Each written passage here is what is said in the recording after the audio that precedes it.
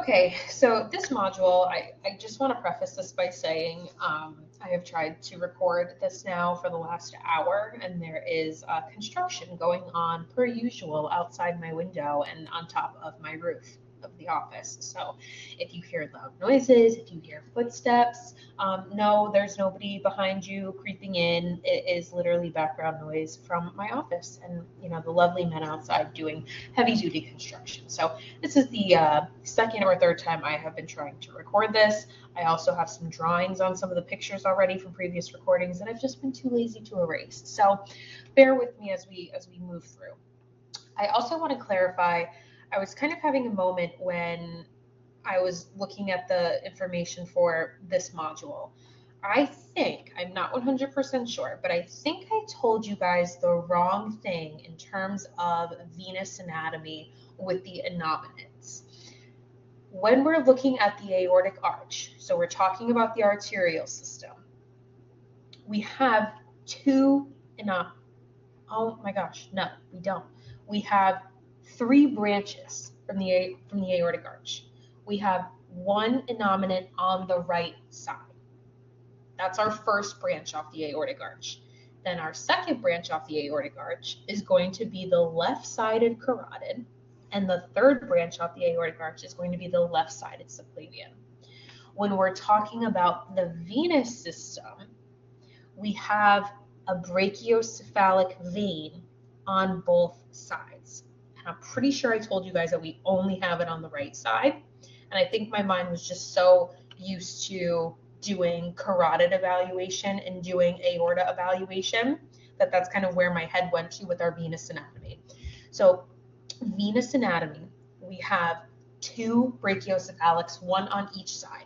Both of those brachiocephalics are going to dump in to the superior vena cava to then dump into the right atrium. So I'm like 99% certain I told you guys the wrong thing a few weeks ago. Now, back to our arterial system. So we're going to keep that in mind because we're going to start with our upper extremity in a minute. But when we're doing any kind of arterial evaluation in ultrasound, there are some really great capabilities that we have, and then there are some really kind of detrimental limitations. Some capabilities that we have we're pretty accurate at being able to identify and characterize a stenosis or an occlusion of a vessel. We can really pinpoint that precise location of where a stenosis or an occlusion is. We can pinpoint the severity of it. We can really differentiate a lot of those characteristics in a very small segment of a vessel that can really help a cardiovascular surgeon in terms of planning or in terms of management for that patient. We're also able to identify an aneurysm versus a pseudoaneurysm. We can look at and evaluate arteriovenous malformations and arteriovenous fistulas. We also can evaluate the patency of grafts. So we'll talk a little bit more today about grafts and some AVMs and AVFs and what we kind of do to look at them. Not super common exams for us to be performing, but we will be talking about them a little bit more at the end of this. And then we're also able to follow up any patient who has known disease. Maybe we're following them for a long period of time, or if a patient had some kind of cardiovascular surgery, maybe in CAT scan or an interventional procedure in fluoro with x-ray, we can follow them up with ultrasound. So we're very helpful in a lot of cardiovascular cases and scenarios, but there are a lot of limitations that surround arterial imaging that we really kind of just can't work around. So when we have arterial disease, usually the first thing that's going to be affected by that disease is going to be our skin, so our skin integrity. A lot of our patients, like we learned about last week, have open wounds. So you can't just like willy-nilly scan over an open wound. Those wounds are going to have dressings on them. They're going to have really thick packaging on them to keep them from kind of like weeping everywhere. A lot of these wounds will have skin staples trying to hold the skin together or sutures from a surgery regarding those wounds. So we can't go and remove those things. And we also can't just scan over them, right? Because it's going to produce artifact. So when we have wound dressings or we have a patient coming to us with a lot of skin staples and sutures, there's only so much we can do, but at the end of the day, we're going to miss the segment of the vessel that is directly underneath those artifacts. Also, our patients can have a lot of tenderness in these areas. I mean, it's severe arterial disease can be very, very, very painful for our patients. Also, a lot of them are undergoing a lot of different procedures. Maybe they're undergoing amputations.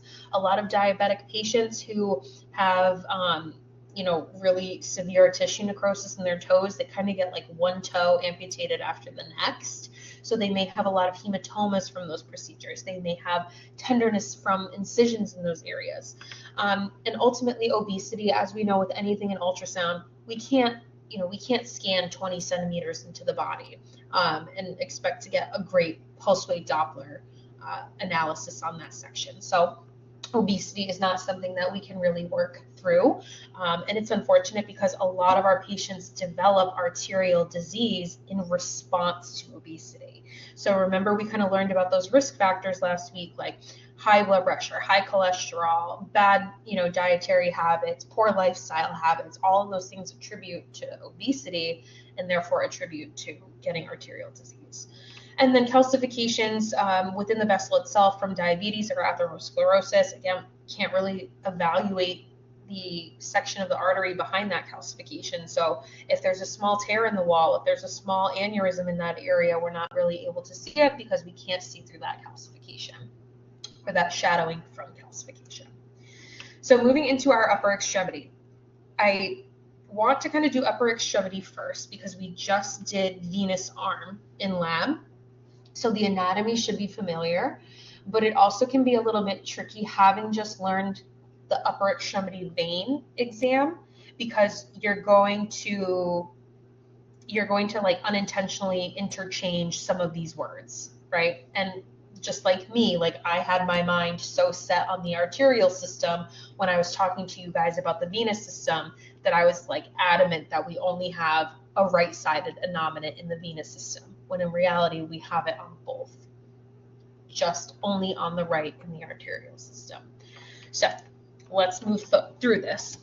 When we're doing an arterial arm, this is not something that we're going to be doing in a general department. They're not going to send a patient to RIMI for this. They're not going to send a patient to Newport for this or Women and Infants for this. This is not something that you're going to be performing in a standard department. This is only something that you are going to be doing in a vascular department or if you are working strictly as a vascular tech. The main purpose of doing an arterial arm is typically going to be evaluation of a graft or evaluation of an AVM or AVF in the patient's arm. Getting a stenosis or getting an embolism in the arterial system of the arm is not likely. It's very, very rare for us to see that happening just kind of spontaneously in the patient's arm vessels. But we do need to know if we have to do an arterial arm, what does that look like? So similar in anatomy to the venous system, but slightly different, only have an innominate on the right side, but we're also making sure that we're evaluating those neck vessels. So just like in the arm, when we were doing the vein, we had to evaluate the jugular. With this, we still have to evaluate the carotid. Some places will actually ask you to evaluate the vertebral as well.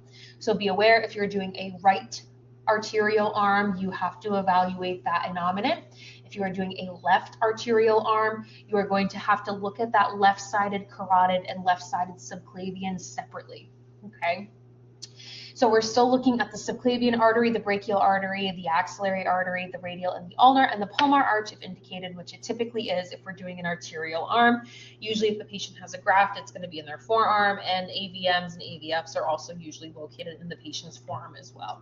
The difference with an arterial exam of the upper extremity versus a venous exam is that we almost have less vessels to look at with the arterial upper. We don't have a cephalic artery. We don't have a basilic artery, right? So we don't have to look at those. Those veins don't have paired arteries that go with them. We also don't have two radials, two ulnars, two brachials. We just have one brachial artery, one radial artery, and one ulnar artery.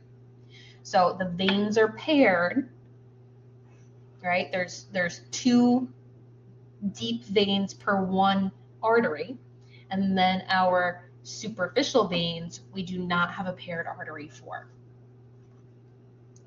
So here's my little diagram that I started drawing in my previous recording before it sounded like my office was exploding.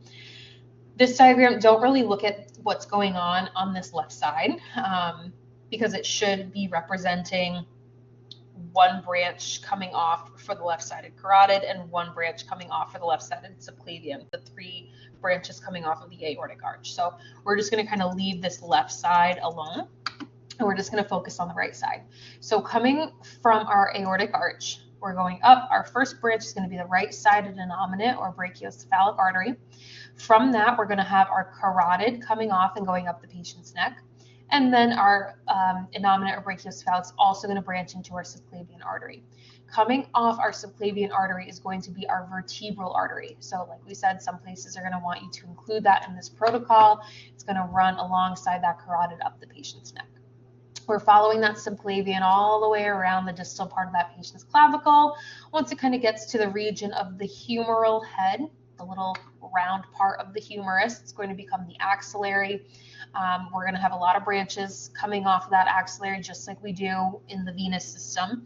And as that comes down, we're going to see 1 brachial split into 1 radial and 1 ulnar going down into the palmar arches.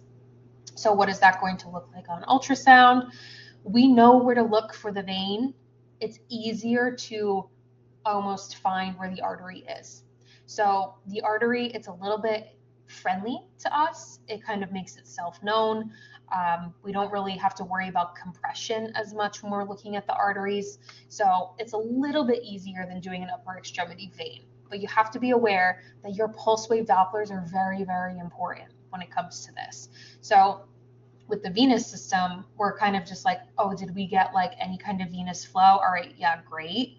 With this, we need to make sure we're getting highly accurate waveforms in arterial flow. So a little bit easier in terms of like actually finding these sections of the vessels, but we have to make sure that our quality is better because of that. So our images are looking just like how our veins do, obviously with opposite directional flow and arterial pulses. So same thing, I mean, we're all familiar with this picture here from our arm lab.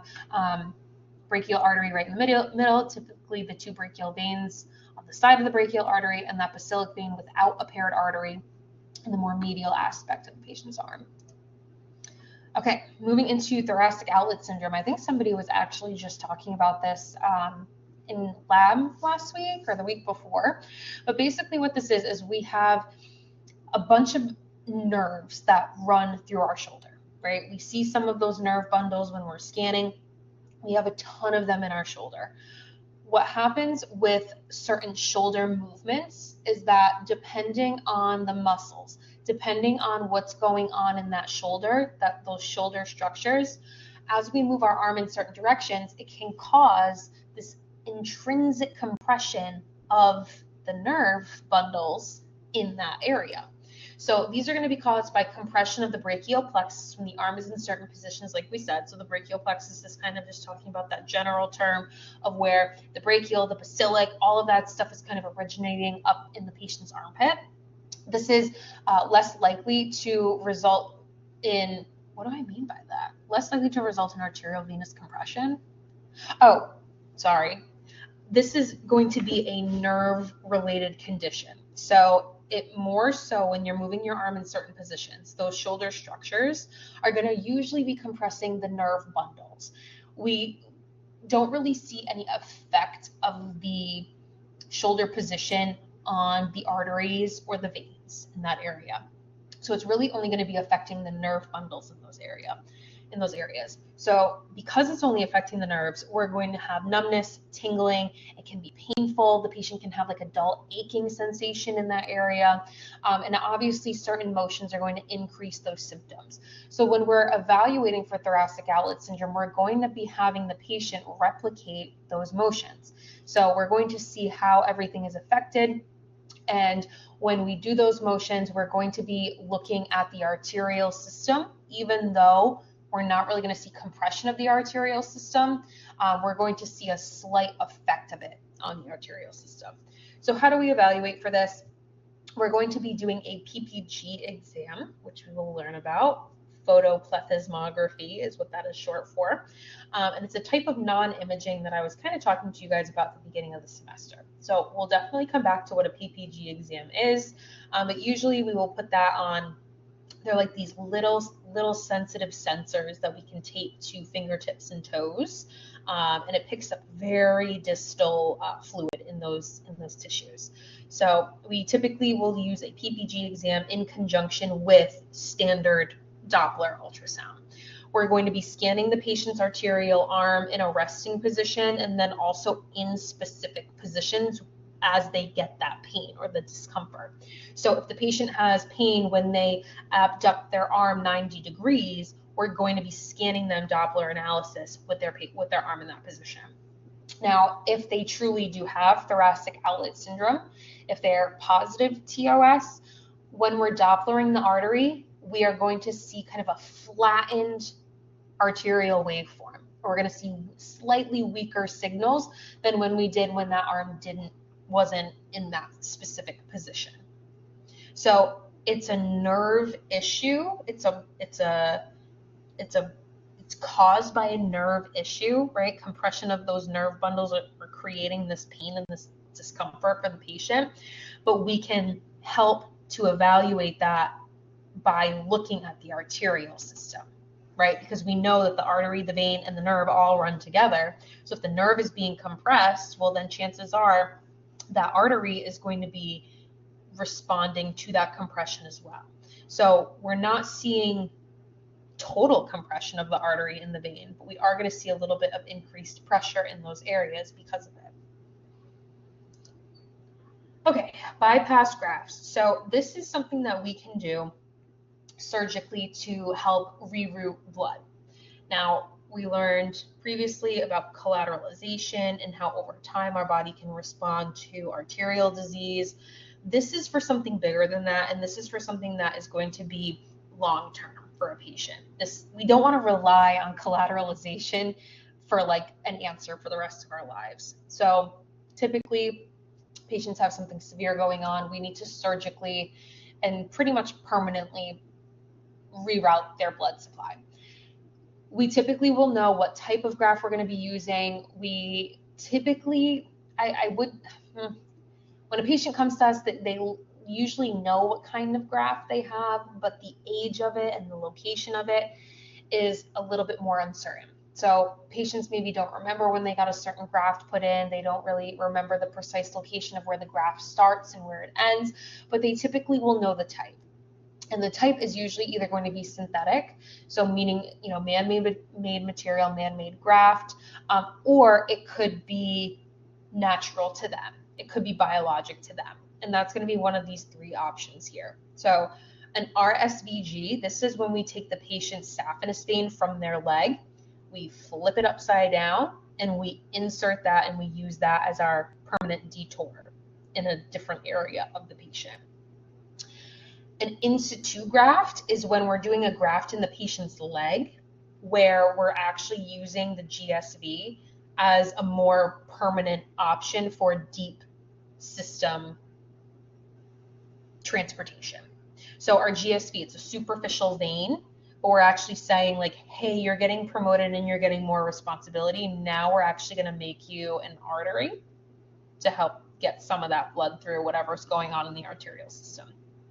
And then we also can have AV grafts where we go in and we actually create a fistula between the artery and the vein in a specific area.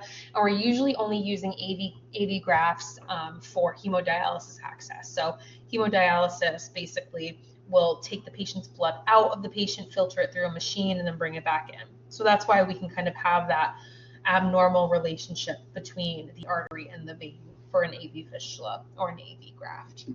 So reverse saphenous vein graft, we said we take out the saphenous vein, the greater saph vein, and we flip it. So now the distal end has now become the proximal end of where our graft is going to start, and vice versa. Because we're flipping it, and now we're going to be using it for an artery, we have to remove the valve. We have to account for the valves. And that's why we flip it, because the valves will permanently stay open in response to the arterial blood flow. So think about it. You have arterial blood flow traveling down through a vein. Now the valves are typically in a vein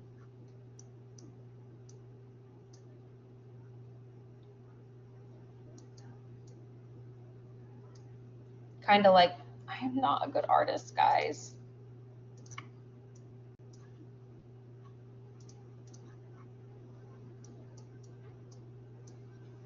Kind of like this, right? So that when the venous blood goes up, it doesn't come back down through this area. So if you flip it, now you have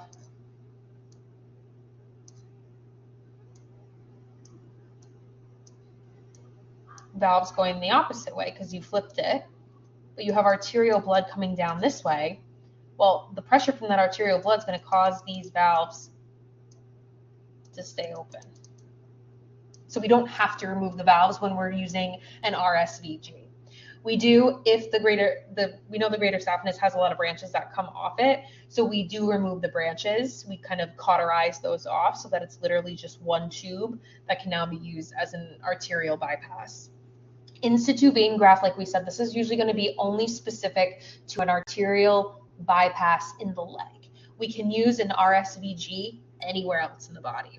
So in situ vein graft, this is only going to be in the patient's leg for arterial bypass. It's going to stay in place, but because we didn't flip it, we need to go in and surgically kind of scrape those valves out so that it's not causing like impedance to blood flow when we have the arterial flow coming down through it.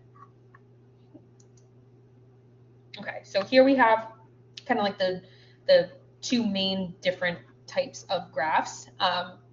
One being more so a bypass graft and the other being more an AV graft. So here in the leg, this is going to be an example of a synthetic. So we have, a mesh kind of tube that's placed above the arterial blockage and reinserted down distally below that arterial blockage. And then here for our arm, this is going to be our arteriovenous graft, where we're kind of placing this pathway to have direct communication between the artery and the vein. An AVF, an arteriovenous fistula, or in this case, a synthetic arteriovenous graft, is different from an AVM. An AVM is when the artery and the vein are abnormally malformed and are literally touching each other without some kind of extra pathway or extra route.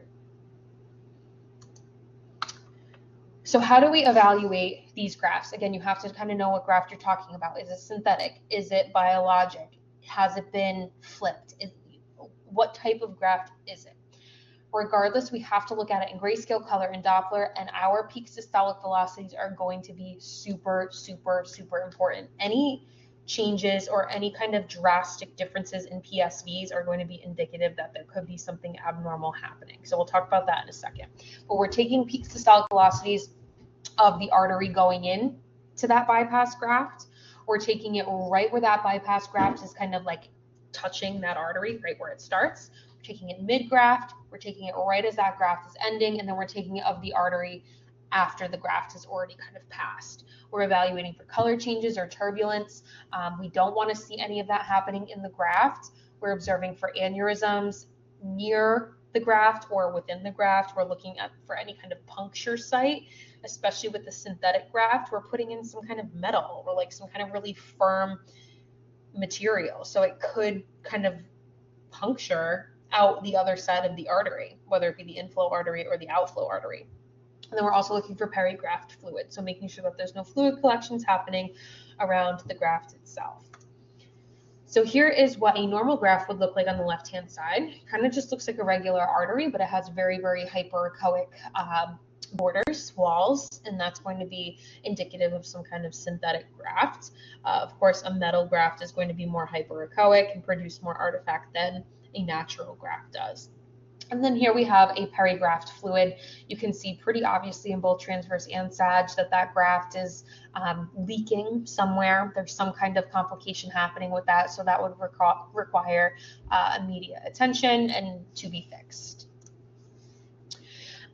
Next we're going to talk a little bit more about if we're doing an AV graft. So we're doing this as a hemodialysis patient is coming to us.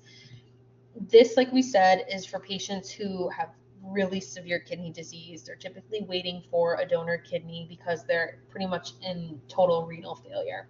Like we said, their blood is taken out, filtered through a machine, cleaned through a machine, and then pumped back in, all through this access site. So, like we said, it's a type of AV graft.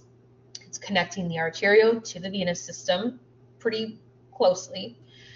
We have to follow that graft protocol that we just talked about. So talking about the inflow artery, the anastomosis, the mid-graft, the distal anastomosis, but instead of the outflow artery, we are now evaluating the outflow vein. Because remember, this graft is not going, an AV graft is not going from section of an artery bypassing an arterial blockage to another section of an artery. It's going from an artery directly to a vein. So we're not looking at the outflow artery, we're looking at the outflow vein. We're also having to make sure that with the vein, we are evaluating for thrombus. We know that clots are very common in the venous system, so we need to evaluate that in that patient as well. So it's very common for that outflow vein and that part of the graft where anastomosis with the venous side, that's going to be where we're going to see issues if we have any with that AV graft. So how do we evaluate a bypass graft in general? Well, typically we would like to see normal triphasic waveforms, just like any other artery in the body. Again, this is going to be different when we're talking about an AV graft or an AV fistula, so we'll kind of, take each of these bullet by bullet.